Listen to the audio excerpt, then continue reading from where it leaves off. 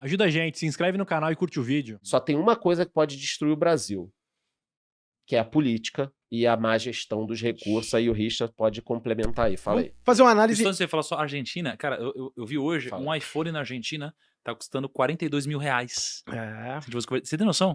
Se fosse converter? É, Eu vou 42 mil reais. Aí, sabia que eu caí que ia falar, eu tava esperando. Eu tô com um iPhone parado lá em casa, eu acho que eu vou na Argentina vender esse negócio. Pega um voo. Pego um voo, vendo por 20 mil, metadezinha Não, cara, do preço. hoje, R$1, você verdade. acho que dá quase 60 pesos, Pessoal se eu não do me engano. iPhone aí, Sabia que o parado, Kaique do ia iPhone falar engavetado. isso quando- Que loucura. Aí que você é. da Argentina quer comprar um iPhone por 20 mil reais, só me mandar uma DM. Pessoal do Ah. iPhone engavetado. A Argentina tá na época, isso como economista, Coitado, tá difícil. é uma época muito louca assim, em falar, cara, a gente tá em 2022, os caras estão falando em tabelamento de preços. Congelamento. Isso não loucura, funciona há 5.000 Pô, anos, mas tá errado. pô, isso cara. aí dá momento, cara. Isso aí não pode respingar. Tipo assim, todos os nossos vizinhos estão tendo essa política meio maluca. Isso daí não. Tipo assim, cara, Então, esse por é que, um- que isso esse não é um ponto respinga impor- na gente? Então, esse é um ponto Eu importante. acho que espirra. Os ventos que estão acontecendo na América Latina.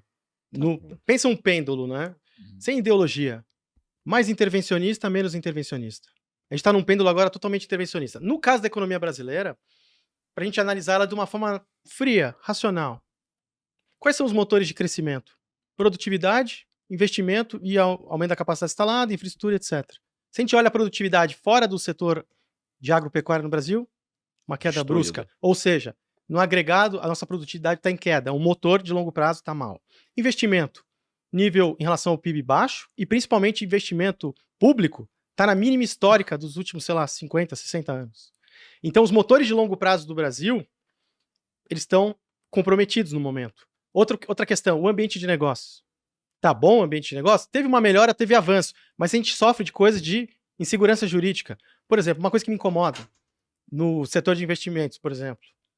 Mudar a regra de coisa. Ah, vai tributar? Não vai? Pode isso? Não pode? Pô, investimento que o cara planeja a aposentadoria, a previdência dele, tem que ser leis que tem, sei lá, tem que ter orgulho e falar, pô, essa lei tem 100 anos e nunca mudou. Porque o cara sabe o que espera, ele sabe o que... Então, outra questão também. Para entender como é que as estruturas produtivas das economias atuam e por que alguns países são ricos e são pobres, pesquisei bastante. Um conteúdo que eu gosto muito, quem trouxe foram uns físicos. Um físico chamado Laszlo Barabasi e César Hidalgo. Eles estudaram as economias na ótica das redes, vendo como é que são as interações entre as pessoas, as empresas e os governos. E eles montaram as redes, assim, como é que essa economia aqui ela tem capacidade de produzir determinadas coisas, ela tem esse arranjo. Quando você tem um arranjo muito voltado só para a agropecuária, você tem uma rede desconecta. Por exemplo, como é que você vai gerar vários postos de trabalho com salários elevados se você tem agropecuária e serviços não sofisticados, por exemplo? Não tem como você fazer isso. Você precisa ter uma certa industrialização. Por que a industrialização ela é tão boa para gerar renda, gerar emprego? Porque ela exige maior divisão do trabalho. E outra coisa que aí vai ser um insight também absurdo agora. O que os físicos descobriram? Eles descobriram que todo ser humano ele tem um limite para armazenar e processar informações. Chama de person byte. Uma empresa tem um limite para armazenar e processar informações. Firm byte. O que eu estou querendo dizer com isso? Para você produzir produtos de alto valor agregado, você precisa de muitos person bytes e muitos firm bytes. Você precisa do quê? Trabalho em equipe coordenado. Você precisa de cooperação entre pessoas, empresas e governos. Por que empresas e grupos, elas fazem aquisições, mas elas não fazem uma aquisição para tirar a marca ou tal, só aproxima aquilo. Ela está criando o quê? Um ecossistema. Porque eles perceberam que quanto maior a rede de parceiros e pessoas cooperando com você, maior é o conhecimento e know-how que você consegue armazenar. Então você vê um movimento de uma Apple, de uma Disney, Grupo Primo. Não é? O ecossistema não vai só fortalecendo e vocês vão...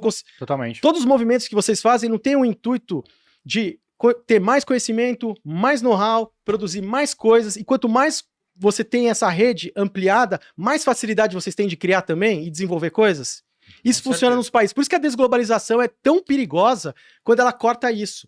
E quando a gente olha, por exemplo, o DNA, ou a impressão digital de um país, para saber se ele é tecnológico ou não, como é que a gente olha isso? Através da pauta de exportação. Você olha a pauta de exportação de Taiwan, você vê lá só semicondutores, coisas tecnológicas. Do Brasil, muito voltado para produtos agropecuários. Outro movimento da China que a gente tem que ficar de olho. Olha só o que já foi, né? Tipo o drible do Ronaldinho Gaúcho. A China entra na Organização Mundial do Comércio, começa o processo de industrialização, você tem uma migração de áreas rurais para urbanas, começa a construir cidades, demanda aí minério de ferro, as pessoas passam a comer melhor, demandam mais alimentos, e eles vão se industrializando. Se a gente olha a complexidade da economia chinesa hoje, deu um salto nas últimas décadas. Enquanto isso, eles começam a fazer o quê? Incentivar os produtores de commodities, como o Brasil. O Brasil vendendo muita commodity, só commodity ele vai querer distribuir, diversificar a sua estrutura produtiva?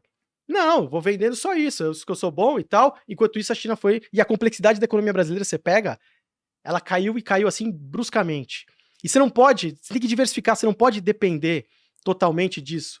Por exemplo, o pessoal fala, ah, não, você é bom nisso, faz só isso. Tá, e se aquele produto, por exemplo, o Chile agora? O Chile é um especialista em minerar e produzir cobre. Teve uma queda brusca aí do cobre. O que aconteceu com o Chile? Já deu aquela saculejada. Contas externas do Chile lá pro buraco, reservas internacionais desabando, moeda, o peso chileno disparando. Lá, quando começa a ter esse tipo de coisa também, você tem um outro movimento perigoso. Aí entra a política. As insatisfações começam, as pessoas falam assim, ah, então eu vou eleger o quê? Um salvador da pátria, aí, alguém que me salve.